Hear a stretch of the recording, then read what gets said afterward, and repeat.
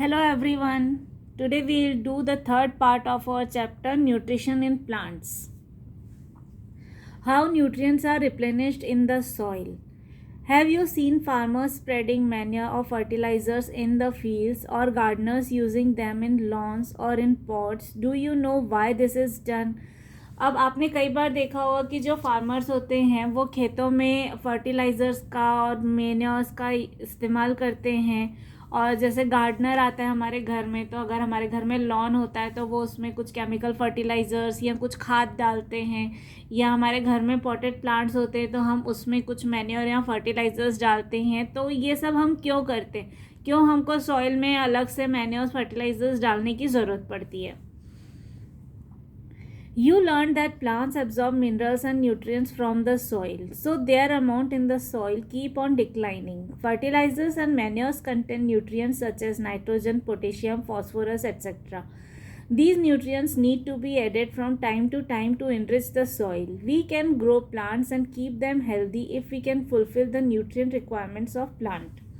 तो अब क्या होता है कि जैसे हमने पढ़ा था कि फोटोसिंथेसिस के प्रोसेस में प्लांट्स जो हैं वो सॉइल में से वाटर और न्यूट्रिएंट्स लेते हैं, जिसकी हेल्प से वो अपना खाना खुद बनाते हैं। तो जब वो प्लांट सॉइल में से मिनरल्स और वाटर जाता है, तो जब मिनरल्स हैं उनकी क्वांटिटी कम होती जाती है। पानी तो ठीक है, हम ग्राउंड वाटर भी आ जाता है, या अगर पॉटेड प्लांट्स हैं तो हम उसमें रेगुलर पानी डालते हैं, लेकिन उसमें मिनरल्स कहाँ से आएगा? तो वो मिनरल्स जो हैं वो सॉइल में मेंटेन रहें, इसके लिए हम उसमें फर्टिलाइज़र्स और मैन्योर्स डालते रहते हैं। जो फर्टिलाइज़र्स और मैन्योर्स होते हैं इसमें सारे न्यूट्रिएंट्स रहते हैं, जैसे प्लांट्स को नाइट्रोजन की ज़रूरत है, पोटेशियम की ज़रूरत है, फॉस्फोरस की ज़रूरत है, या जिन भी मिनरल्स की ज़रूरत है, ये सब जो है मैन्योर्स और फर्टिलाइज़र्स में होते हैं। तो जब हम ये मैन्योर्स और फर्टिलाइज़र्स सॉइल में डालते हैं तो न्यूट्रिएंट्स जो हैं वो रिप्लेनिश हो जाते हैं, उससे सॉइल जो है उसकी क्वालिटी बेटर हो जाती है, जो हेल्प करती है प्लांट्स को ग्रो करने के लिए, उनको हेल्दी रहने के लिए। तो इसलिए हमको टाइम टाइम पे फर्टिलाइज़र्स और मैन्योर्स जो हैं वो प्लांट में डालते रहना चाहिए, ताकि उनकी ग्रोथ जो है वो प्रॉपर हो पाए, वो अपना खाना अच्छे से बना पाए। Usually crop plants absorb a lot of nitrogen and the soil becomes deficient in nitrogen. You learned that though nitrogen gas is available in plenty in the air, plants cannot use it in the manner they can use carbon dioxide. They need nitrogen in a soluble form. The bacterium called Rhizobium can take atmospheric nitrogen and convert it into a usable form. But Rhizobium cannot make its own food, so it often lives in the roots of gram, peas, moong, beans, and other legumes and provides them with nitrogen. In return, the plants provide food and shelter to the bacteria. They thus have a symbiotic relationship. This association is of great significance for the farmers. They can reduce the use of nitrogenous fertilizers where leguminous plants are grown. Most of the pulses, dals, are obtained from leguminous plants. In this chapter, you learned that most of the plants are autotrophs. Only a few plants are parasitic or saprotrophic. They derive nutrition from other organisms. All animals are categorized as heterotrophs since they depend on plants and other animals for food. Can we say that the insectivorous plants are partial heterotrophs?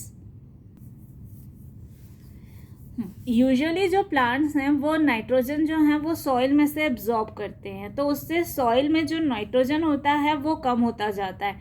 हमने पहले भी पढ़ा है कि nitrogen जो है वो काफ़ी ज़्यादा अमाउंट में अवेलेबल है हमारे एनवायरनमेंट में, लेकिन जिस तरह से प्लांट्स कार्बन डाइऑक्साइड ले सकते हैं एनवायरनमेंट से, उस तरह से वो नाइट्रोजन नहीं ले पाते हैं। तो उस वजह से क्या होता है, प्लांट्स को नाइट्रोजन जो है उनके कंज्यूमेबल फॉर्म में होना चाहिए, दैट इज़ वो सॉल्यूबल फॉर्म में होना चाहिए। तो हमने पहले भी पढ़ा था कि एक बैक्टीरिया होता है राइजोबियम, जो कि सॉइल में नाइट्रोजन को कन्वर्ट करता है, दैट इज़ जो एनवायरनमेंट की नाइट्रोजन है उसको कन्वर्ट करके वो उस फॉर्म में लेके आता है जिस फॉर्म में उसको प्लांट्स यूज़ कर सकते हैं। लेकिन जो राइजोबियम होता है वो अपना खाना खुद नहीं बना सकता, उसको अपने खाने के लिए प्लांट्स के ऊपर ही डिपेंड होना पड़ता है। तो जो लेग्यूमिनस प्लांट्स होते हैं, ग्राम है, पीस है, मूंग है, बीन्स है और दूसरे लेग्यूम्स यानी जितनी भी दालें हैं, तो उनके जो प्लांट्स होते हैं उनकी रूट्स पे वो बैक्टीरिया जो है वो सर्वाइव कर सकता है, उन रूट से वो अपना खाना ले सकता है। तो ये एक सिम्बायोटिक रिलेशनशिप बन जाती है। दैट इज जो राइजोबियम बैक्टीरिया होता है वो प्लांट्स पे डिपेंडेंट होता है न्यूट्रिशन के लिए, और प्लांट्स जो हैं वो राइजोबियम बैक्टीरिया पे डिपेंड करते हैं नाइट्रोजन के लिए, जो कि उनके लिए एक न्यूट्रिएंट है। तो इस तरह से ये दोनों एक दूसरे के लिए हेल्प करते हैं, एक दूसरे के लिए काम करते हैं, और इस रिलेशनशिप की वजह से फार्मर्स को बहुत हेल्प होती है। तो वो जब भी लेग्यूमिनस प्लांट्स जो हैं उनको लगाते हैं, उनको उनकी जब क्रॉप आती है तो उससे क्या होता है कि वो राइजोबियम बैक्टीरिया उनके रूट्स पे लगा रहता है, तो वो नाइट्रोजन को कन्वर्ट करता रहता है, और उससे सॉइल जो है वो नाइट्रोजन एनरिच हो जाती है। तो उससे जो फार्मर होता है उसको नाइट्रोजस फर्टिलाइजर्स को बहुत ज़्यादा यूज़ करने की ज़रूरत नहीं पड़ती है खेतों में। तो इस चैप्टर में हमने देखा कि कैसे प्लांट्स जो होते हैं उनमें अलग अलग टाइप का न्यूट्रिशन होता है। मोस्ट ऑफ द प्लांट्स जो होते हैं वो ऑटोट्रॉफ्स होते हैं। ऑटोट्रॉफ्स मतलब अपना खाना वो खुद बनाते हैं फोटोसिंथेसिस से प्रोसेस करके, क्लोरोफिल, कार्बन डाइऑक्साइड, वाटर और मिनरल्स को यूज़ करके। तो वो होता है ऑटोट्रॉफिक न्यूट्रिशन। फिर उसके बाद हमने देखा कि पैरासाइटिक और सेप्रोट्रॉफिक न्यूट्रिशन होता है। दैट इज़ कोई होस्ट प्लांट होता है वो पैरासाइटिक प्लांट होता है वो अपने होस्ट प्लांट पे डिपेंडेंट होता है अपने न्यूट्रिशन के लिए। इस तरह के न्यूट्रिशन को हम बोलते हैं पैरासाइटिक न्यूट्रिशन। और फिर होता है सेप्रोट्रॉफिक न्यूट्रिशन, मतलब कि जो डेड और डिकेइंग सब्सटेंस से जो प्लांट्स अपना न्यूट्रिशन लेते हैं उसको हम बोलते हैं सेप्रोट्रॉफिक न्यूट्रिशन। और उसके अलावा होता है हेट्रोट्रॉपिक न्यूट्रिशन। दैट इज़ जो प्लांट्स जो होते हैं वो कुछ इंसेक्टिवोरस प्लांट्स होते हैं, वो इंसेक्ट्स पे डिपेंड करते हैं, क्योंकि उनको अपना पूरा न्यूट्रिशन जो है वो सॉइल से या एनवायरनमेंट से नहीं मिल पा रहा है, तो उस न्यूट्रिशन को कंप्लीट करने के लिए वो इंसेक्ट्स को खाते हैं, तो वो इंसेक्टिवोरस प्लांट्स भी होते हैं। तो इस तरह से जो प्लांट्स होते हैं उनका मोड ऑफ न्यूट्रिशन जो है वो अलग अलग होता है। So this was the part 3 of our chapter nutrition in plants, and this was the last part of the chapter.